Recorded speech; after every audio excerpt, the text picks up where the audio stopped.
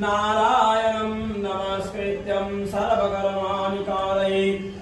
ॐ मङ्गलं भगवान् विष्णु मङ्गलं गरुडध्वजा मङ्गलं पुण्डरीकाक्ष मङ्गलाय तनोहरे। ॐ गङ्गेतिभ्यो गन्धादिभ्यो नमः एतेभ्यो गन्धादिभ्यो नमः एते गन्धपुष्पे एतेभ्यो गन्धादिभ्यो नमः। एतादधिपतये देवाय श्री विष्णवे नमः। एतत्सम्प्रदायः पूजनीय देवदेवी गणेभ्याय नमो नमः। ॐ पशुपे पशुपे महापशुपे सौपशुपे पुष्पसम्भवे पुष्पोदयापकरणीता हुं पद नमः। ॐ पशुपाणि वनजातानि वायुनं चन्द्रसूर्ययोः भद्रपुष्पजटाकृति पुष्पशुद्धि प्रजायते।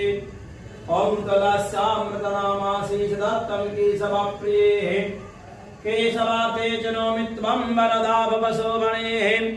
तदङ्गासङ्गविपत्रै पूजयामि जता हरिं तथा कुरुप्रभीत्रङ्घिं कलोमलविनाशिनीं स्थापयामि जगद्धात्रीं विष्णुं भक्तिं प्रदायिनीं।